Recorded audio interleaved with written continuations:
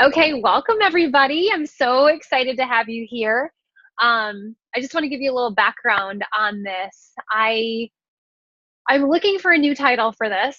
I feel like I need a new title. So if you guys can help me out with this, because right now it's called So You're a VF and Now What?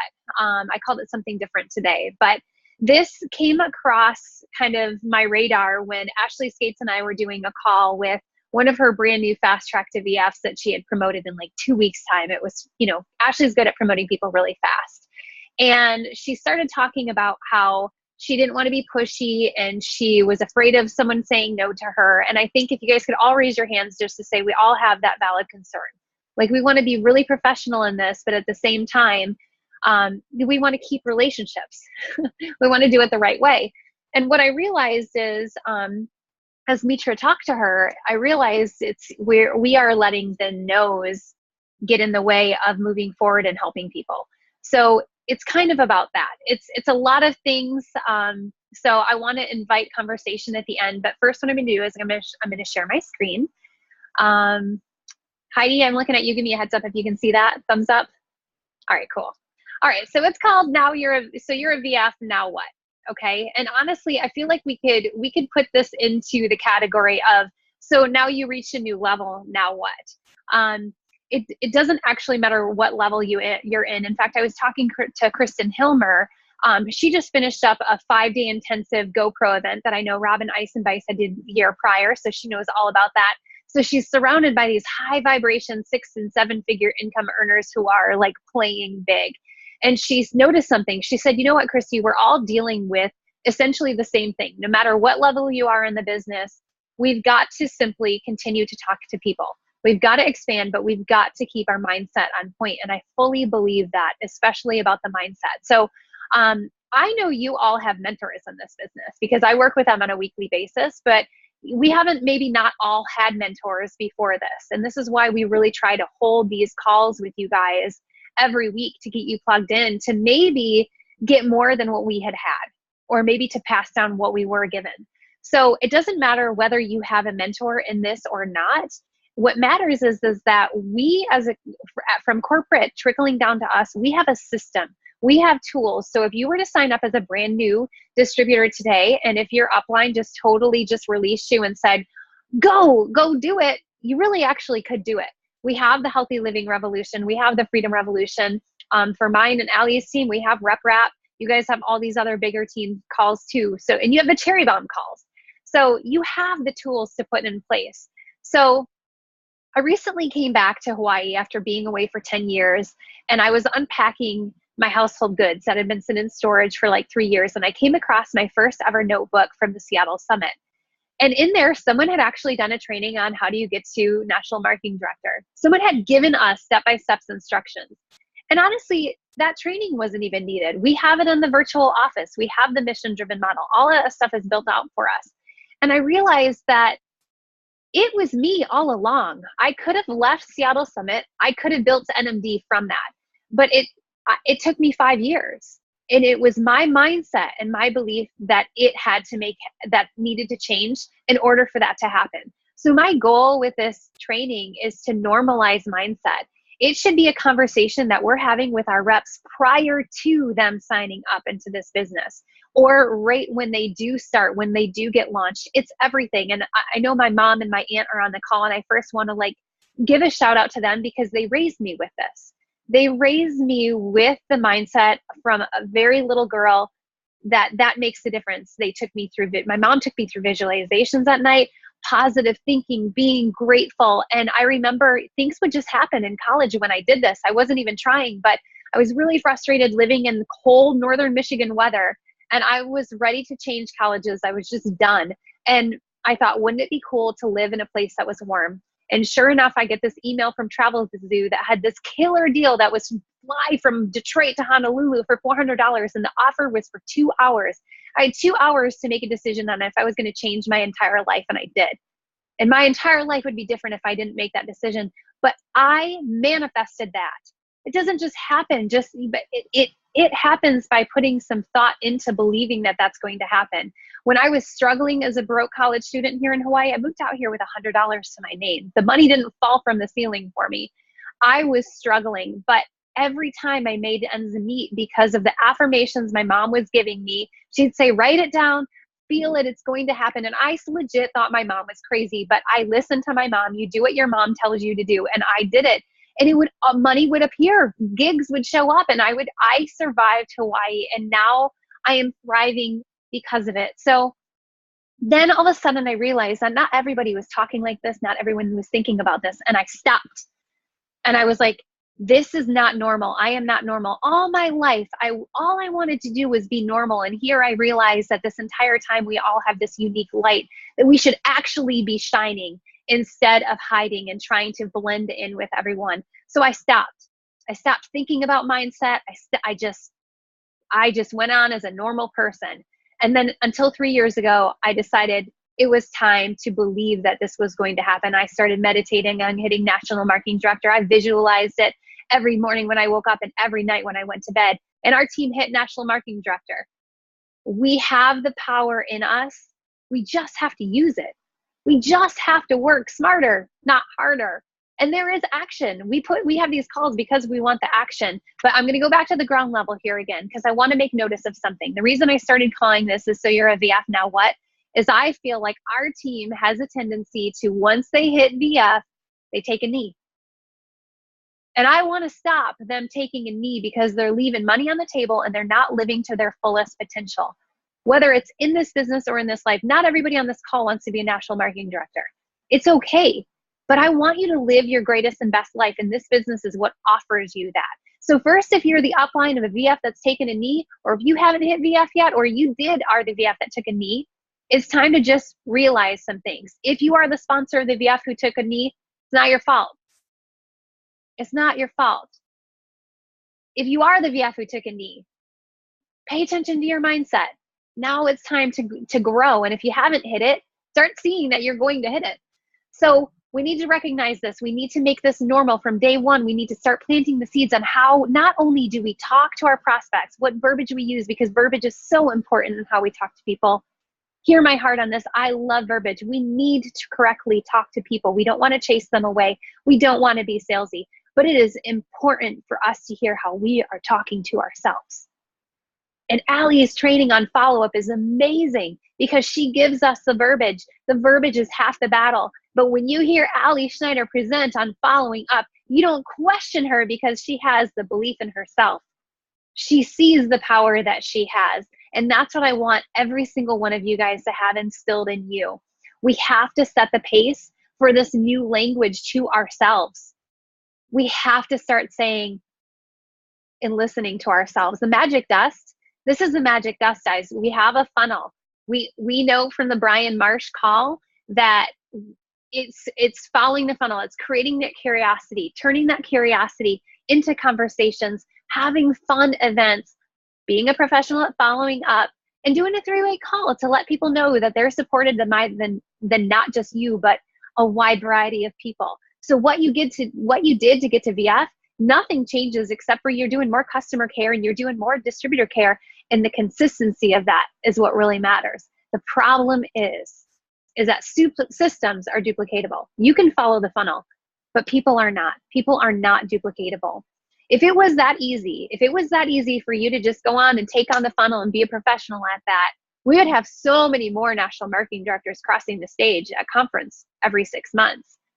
So I'm going to give you a little bit of an idea on this, okay? Because if you were hired by someone and they said, your job is to learn the funnel, you would learn it because you're getting paid by someone and someone else is holding you accountable.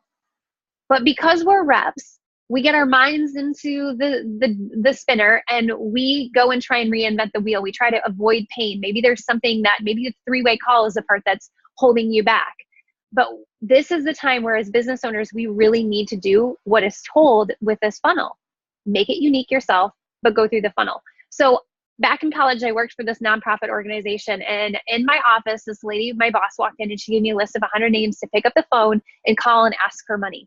I had no relationship with these people and I'm calling to ask them for money.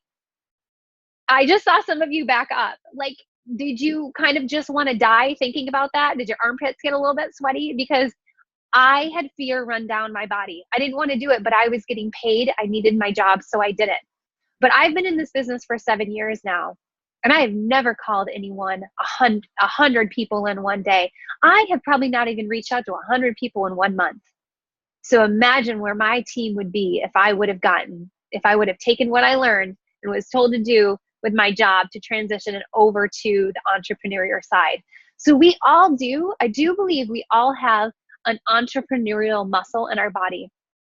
I believe that it's the mindset that holds people back from leading an entrepreneurial life. So think back, if you didn't have a lemonade stand, I want you to raise your hand. If you weren't selling some artwork that you created, I want you to raise your hand. I was just talking to Pam Alvarado. Her kids are taking their little stuffed animals that they've already used and they're putting them on the street trying to sell them. They don't care about what people think. They don't care that people said no to him. When did we stop falling in love with the art of selling? I don't care what you do. This is still sales. If you got your kid to wake up and eat the breakfast you wanted them to eat, you were in sales today. We're all in sales. You can call it sharing. You can caring it, loving on people. We are selling to people, and we have a gift that's packaged in a red bow. When did we start worrying so much about what others think? When did you let someone else get in your head? And more importantly, who did you let infect you? Because that's what happens. We get these brand new VFs, and all of a sudden they go fast. They hit VF in 2 weeks, maybe it's 60 days, whatever it is, but they've done it and they feel like a big sigh of relief, and now they want to take a knee because they feel like the hard part is over with. No, the hard part is that you repeat the same thing over and over again. And let me make sure all of you guys understand that it's all the way through. Ali Schneider could probably tell you it's the same thing through 50 Club. I see her hustling. I see her loving what she's doing. Watch her live videos that she's been doing this week. Someone said no, and they've infected you, and you are allowing them to steal your dreams. I know when my team has gotten a no because they're quiet and they're ignoring me. What if Mitra quit following up with Joy Kelly? Mitra worked on her for a year. What if Joy Kelly didn't reach out to Ali Schneider, who she never had even met before, for 4 months? What if Ali Schneider didn't stay consistent with her best friend, AJ Majors? Half of you guys wouldn't be on this call right now. How many NMDs are we missing out by letting the no's impact us? Because when someone says no, you've got to treat this like a cold. People are going to say no to you. But what Mitra says is you've got to inoculate yourself and you've got to take the antibody. Colds don't last forever. They are only temporary. So what do you do to fight your cold? I hope you're tripling up on your Juice Plus. I hope you're building up your immune system by drinking more water, getting more sleep, eating plenty of plants, because you want to boost that immune system when you get sick. Just like we need to boost our immune system when someone says no to us. It is not enough for us to be pros at the funnel. It begins when we have to raise our vibrations. Part of inoculating ourselves is when we get infected, and we've got to learn how do we control our energy. So if you're not confident, I know people say fake it till you make it, and to a point there is something there, but if you're not confident, everyone can feel it.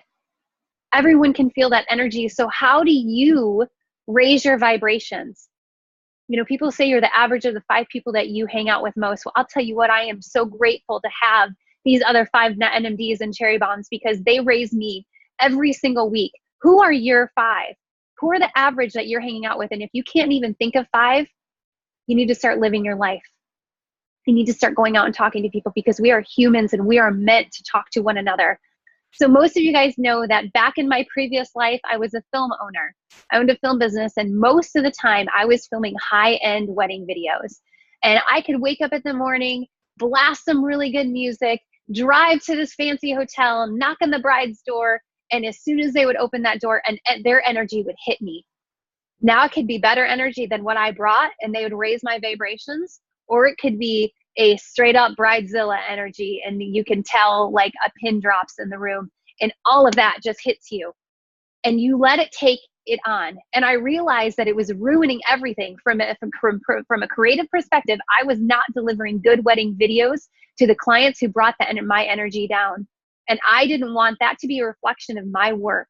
So I realized that it's on me. I have to be the one that brings the energy. I have to be the one that overcomes the 20 people who are having on the struggle bus with the bridezilla. I've got to be the one that brings the energy into the room. And so do you guys when you bring this to people. Everyone can benefit from this. Womb for tomb. Where's your energy at? So how do you put your deflector shield up?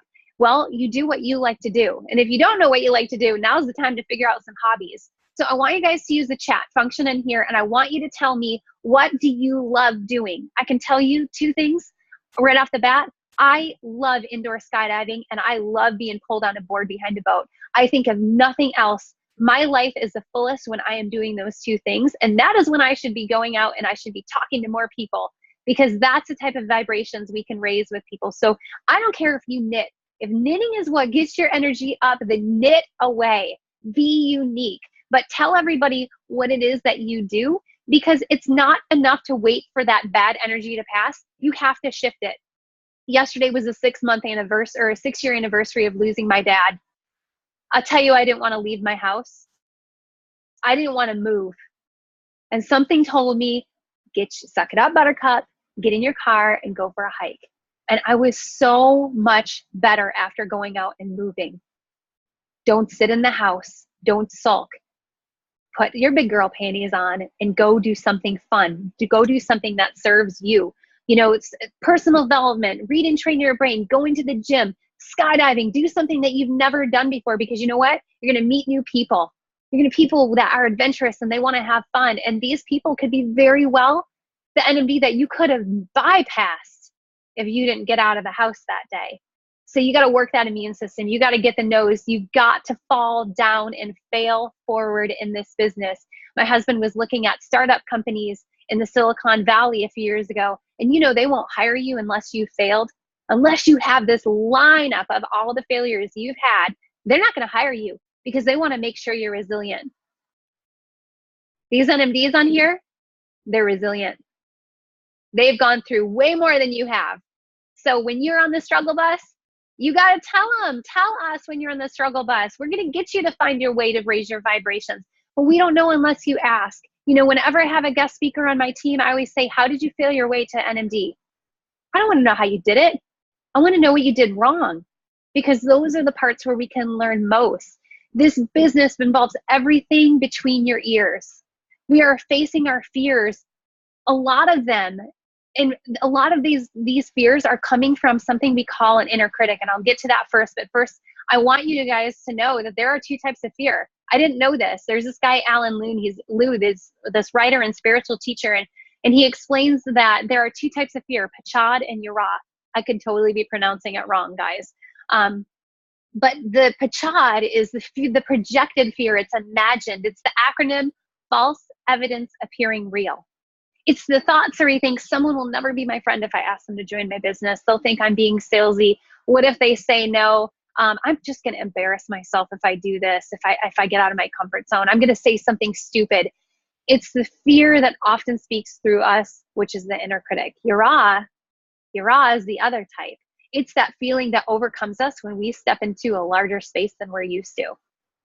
It's that space of that special kind of energy where maybe you're a guest speaker for a call of 56 people who are on tonight. It's that nervousness. It's that message that I get when someone goes to conference and I get a Voxer that says, okay, I'm ready to be a national marketing director. And then there's like this ... There's a pause. And they're like, but I'm so scared. That's Yara and Pachad merged together. But that's a type of fear that you want to welcome in. It's, I'm ready to lead a team, but I don't know how, so I need help. So you got to tap into this huge well of inner vitality and passion and access what we've had in us all along. It's just like Dorothy clicking her heels together. We've had it in us all along. So real life examples. Yesterday, I just saw a whole slew of more first days back to school photos. That's Yara. If you've had a first day back to school, you know what Yara feels like. If you have competed in a basketball game right before the game starts and the whistle blows, you know what Yara feels like. It's training on this. It's about to be when you deliver your national marketing director speech. That's Yara. Pachad is the noises that happen. It's like the sound that you hear outside your window at night and you think someone's trying to break in. It's the fear of people thinking that you're going to call your customer and they're going to cancel on you instead of saying things are going great. That's the adrenaline firing, the panicky thoughts that happen. And that's the ones that we need to silence. So we've got to take action. So when we have your it's simple. You just want to lean in. You want to spring into action and you don't want to wait.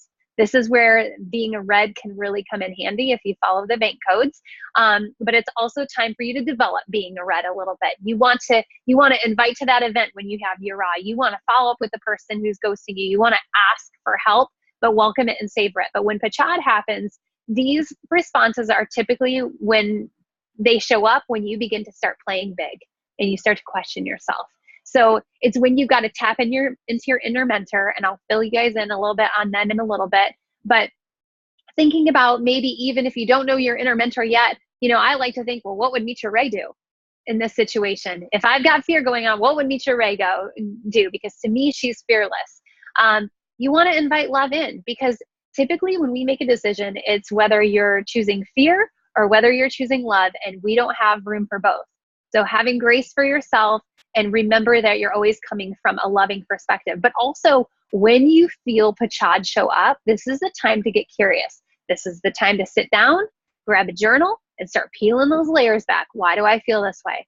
What does it feel like? Why do I keep saying this? Like, keep digging that back. And if you need to talk to somebody about it. Help them uncover the real reason why you have this fear.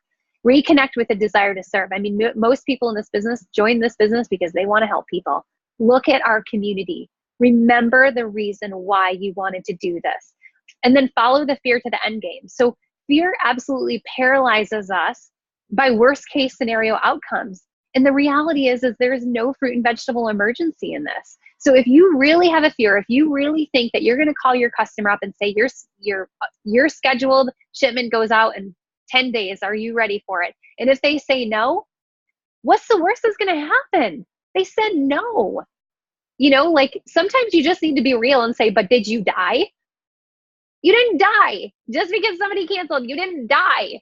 There is no fruit and veggie emergency. And, lastly, one of my favorite things is just grounding yourself and getting into a state of focusing on our breath and visualization and releasing that muscle tension, and everything's better. Or just simply getting some sleep, because we all know the next day we feel better when we all have sleep. So now we're going to talk a little bit about your inner critic. And I guarantee you that every single person has an inner critic inside them. It is a voice of self-doubt. But it is not you. It's like a roommate that's sitting in your brain that is never going to go away. They're always going to live inside your head. So they're the reason for the shitty first drafts that happen inside your head too. So think about, like, you're sitting with your roommate watching a TV show and they're like, well, why'd they do that? Well, what's going to happen next? How come they're doing this? They should do this. And then they're like standing up and going, run. And you're just like, shut up. You just want that inner critic to just shut up, but they're not going to. You can't create a war within yourself.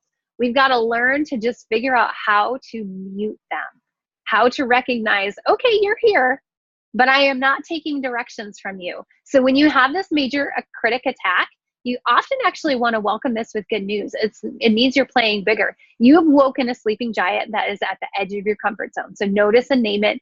Thanks, I got this. Next. We don't have to focus on the inner critics, their main concerns right away. Just be like, I will return back to you. So you guys are ready to meet Helda? This is my inner critic. Are you going to listen to Helda? Are you really going to listen to her? Helda is from New Jersey. She's got this crazy accent. Nothing wrong with New Jersey. I actually love New Jersey people, but they're usually a little bit more abrasive. She wears a pink pantsuit, y'all, eats Lucky Charms for breakfast, and smokes a pack a day. Is that who you're going to listen to as your inner critic? It is time to notice and name these people, because as much as she's abrasive and negative, she also comes from a very loyal and hardworking place, and she wants what's best for me. But she's very closed-minded. But remember, she's my roommate. She's never going anywhere. So I'm going to love her where she's at, just like we love everybody else where they're at in this business. But Helda, come on, y'all. We're not going to listen to her. Sometimes, to me, it's more about being able to look at this, if you have been ghosted, or maybe you have ghosted me, I know that you're in your head. I know your inner critic has gotten into you, or you've let someone infect you. Those are the two reasons why I don't hear from my team. And if we could just say, Chrissy, I know I've been silent. Helda just will not shut up. I can be like, all right, let's figure out how we can take care of Helda. it just makes it so much easier. Part of the reason why people get so stagnant is just because someone said no to them, or the shitty first draft that's happening in their brain. And if we could just talk about it, we can get them back on the horse and not have to restart, which takes so much more effort for people. So a few other things about the inner critic. Like I said, you cannot win an argument with them. You just have to step away from the conversation, and your relationship with them is going to change as you grow, as you become a bigger, better, badass self. Your personal growth is going to take it up to a whole new level. Your inner critic is going to change with you. So no matter how amazing the results, they're going to be back. Okay. But remember, this is our time to normalize it. So my homework assignment for all of you is to share a little bit about who your inner critic is in our Cherry Bomb Facebook page chat. Okay. So we can all kind of get to know who they are. But I also want you guys to take some time for yourself and go meet your inner mentor, because inside your head is actually a light that has been waiting to be heard. It's waiting for the inner critic to be silenced and for you to give the inner mentor the floor. They're like your North Star. They are the better versions of you. You're never going to achieve their level. You're always going to be striving to do better with them. But I got this meditation. So if you go to www.taramore.com/pb book materials, I got this from Tara Moore's book, Playing Big. And she does a 10-minute meditation where you can take some time for yourself and listen and be guided into figuring out who that inner mentor is, and then journal about it. So it's really awesome if you do that. So here's a little bit. Okay, I'm going to end this with a little bit of weirdness, but a lot of you guys know that, like I said, yesterday was a 6-year month of losing my dad. And he's the whole reason why I sprang forward in this business. I played small until I lost him, and I realized that everyone deserved to know about this, because my dad died because of reasons that could have been prevented. And when he passed, I had a lot of questions. I thought a lot about death and what happens after. What's my dad doing right now? Is he watching us? But I have this theory, and we'll never know until we, go the same path he did, is I have this theory. Once you pass the white pearly gates, you get escorted into this big theater, and you're all by yourself, and you either get to, or you have to watch the documentary of your life. And if you're waking up every single day and you're not doing stuff to live your highest potential, if there's no plot, you have to just sit there and watch it. Or you can watch yourself win. If you haven't been winning until this point, now is the time to start living your best self, going out and enjoying life. This business allows you to go out, create hobbies, and meet new people.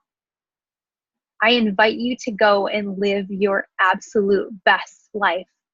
Remember, there is absolutely no fruit and veggie emergency. We all have fears. They're never going to go away. They're going to change with us. So how you work through them is going to be whether you win or you fall backwards. And we want you to fail forward with us. We want to help you step into action immediately when you experience your awe. We want to help you recognize that inner critic is talking and silence them, and realize it's time to tap into that inner mentor and go big. Any questions?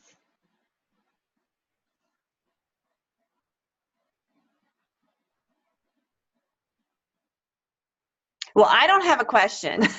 I just want to say you are amazing. Christy, I don't know. I was just trying to remember when we met, I think it's 3 years ago or whatever, but your journey that you just took us through was incredible. And I've heard bits and pieces here and there, but you are so inspirational. And I am so excited about your guided meditation that you're going to do. And I don't know if it's a great time to talk about it, but I will, I'll pause and let other people talk, and then we can come back to that if you're good with that. Awesome.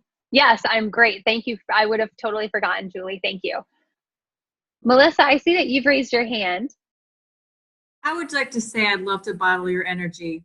I feel like I could jump off my kitchen table right now and run around the block. So thank you, thank you, thank you. This has been very inspiring, and your energy is awesome. Thank you. Thank you. Now go invite. Go talk to somebody. That's what we want. We want to help build that energy up. I don't want to take time from somebody else talking, but you made me cry at the end with the whole going in the watching. You either have to or you get to watch your movie. Oh my gosh. That just, I mean, it was all amazing, but you really got me at the end. And thank you for sharing your time with us tonight, Christy. You're amazing. And Christy, hi. I just want to say that I'm so glad you recorded this, because this is a keeper. This is one to pull out when that Magnus or your girl or girl starts Cynthia, is Magnus your girl? Do we have a first inner critic share? Sure. You have got a good one. How does, yes, I like that name. She goes on vacations, but she comes back. But anyway, thank you for recording it. Are you going to post it in the cherry bombs? Because really, absolutely, to get back in the space, this is exactly what we need. Thank you so much for your time and the energy. Yeah. Thank you for showing up.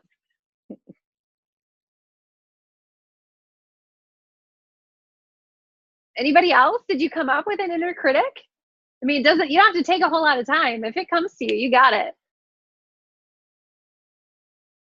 And it can be like it can be a movie star. It can be, it can be your father. Like, whose voice do you hear in your head?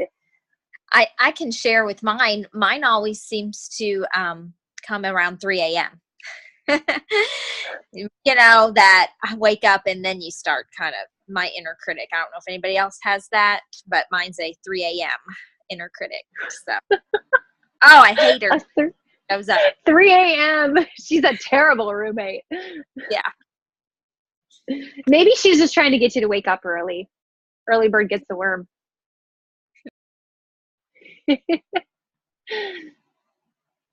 Anybody else? I don't know if I have named my inner critic yet or not. She's to be determined. Maybe it's going to be a he. I don't know. They definitely exist. But it got me thinking about something when you were talking about it. A friend of mine shared with me, and I started doing a little bit of research on it, but like those inner critic voices, a lot of times it's just our brain trying to protect us from like the no's that we've heard, and like not trauma, but just like the negative experiences that we've had.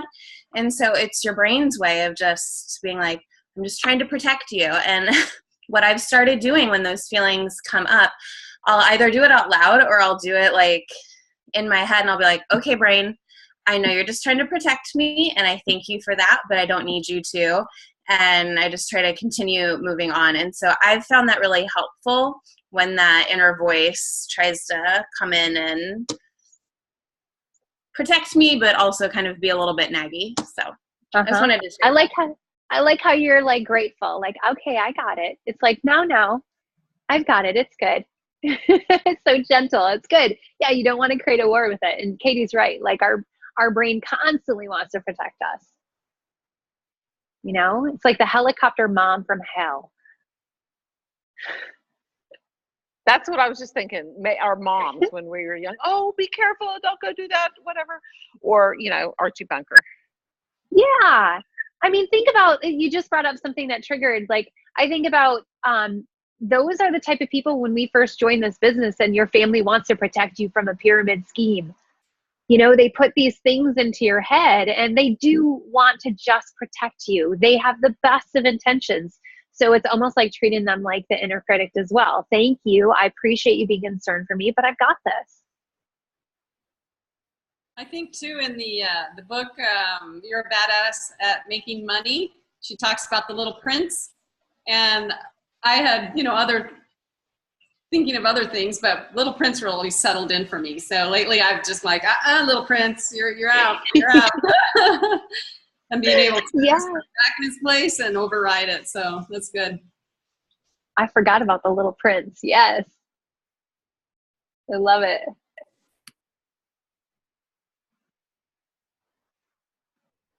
Anything else? I think sometimes, can you hear me okay? Because my voice is gone. Okay, I think, and it's not Brian, it's Deb. But I think sometimes that we can actually have a whole committee, actually like a boardroom of people. And, sometimes, and that's where you kind of talk about like the archetypes where we have, sometimes we feel like there's the victim comes out in us. Sometimes there's a saboteur, right? Sometimes there's actually something called the prostitute, where like, what are you selling yourself for at the cost of what, and, of your hopes, your dreams, your health, what. And then there's several others, but then when you recognize what's popping up, that little evil head, and then you can say, like you said, you know what, I got this, thank you, realize and say thank you, you're there, you've served a purpose, but right now, I don't need you right now, thank you, have your seat, take your seat again. Yeah.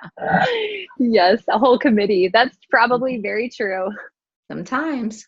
Yep.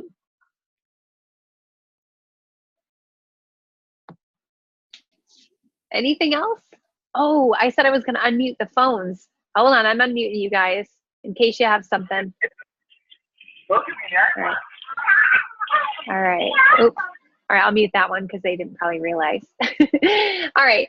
Anybody else before I touch on what Julie had mentioned? So, okay. Oh, go ahead. Nobody has anything else? I'd love to segue into what you're going to do, because I had the opportunity, and so I want to touch on a couple things, is I love the fact that you survived and thrived in Hawaii. Like, I've never even been there yet. So if I could survive there, that would be amazing. Yeah, I lived in a laundry room. I'm telling you, I was surviving. But I also love that, we all have the power and unique light that you mentioned, and we all need to raise our vibration. And so I had the opportunity to spend a couple days with Christy at the home office, and she held a session with us where she basically did a guided meditation. And I had done some meditation on my own before, but had never really felt it that deep. And let me tell you, when she talks about manifestation and, just like really what your mom shared with you, and just like being that guiding light, she is a rock star. And I am so, so grateful to know her, and just to know that like she is sharing this gift with all of us. So Christy, I'm so excited for what you're going to do, and just people's lives are going to change. Thank you. I appreciate it. Yeah, I get so nervous thinking about it, because I still have my, my pachad, that fear of thinking, oh my God, people are going to think that I am batshit crazy with these things, but at the same time, it works. So, so I created this meditation, and it is probably 30 minutes long. And a lot of people have asked me, can you record it? Can you record it? And I can. But sometimes I need your energy in order to deliver. Right. So it's kind of like this give and take. So Julie had Boxered me yesterday and said, hey, I know we were talking to Kayla. She had just promoted, and I saw Kayla during the meditation that I was leading, and everybody has their eyes closed. So I'm the only one that can see what's going on. But I saw Kayla really moved, and I thought one day I'm going to pull her to the side and I'm going to say, what did you see during this meditation? And just so happened that yesterday it was not private. I asked her on our leaders call what she saw, and it was very evident that she really played big. Like, she was all in the meditation, and she's making all of that happen. So they said, we've got to have the recording, and a couple people had said they wanted it. So I was going to sit there with, I do have professional equipment for audio because my background is film, but the professional part isn't what I need. It's what I need is you guys. So if you guys are willing to pick a night where you get cozy, turn the lights off, and we go on Zoom and I lead you guys through a 30-minute visualization, I'd love for you guys to do that so that I can give you guys the recording to listen to, whether it's, once a week, once a day, twice a day. But I need your energy. I can't do this by myself. So if you guys want to do that, we've got to figure out, obviously I'd like to make it more evening time for you guys. Although, I don't know, maybe we should during the day, if it raises your vibrations, maybe you should just go kick the day's butt too. So, but yeah, that's what we're going to do. All right, cool. Sounds like you guys are in. Yes. Please. All right. Well, it'll be I will be honest with you. It's going to be an NMD visualization. I'm not going to let you guys play small.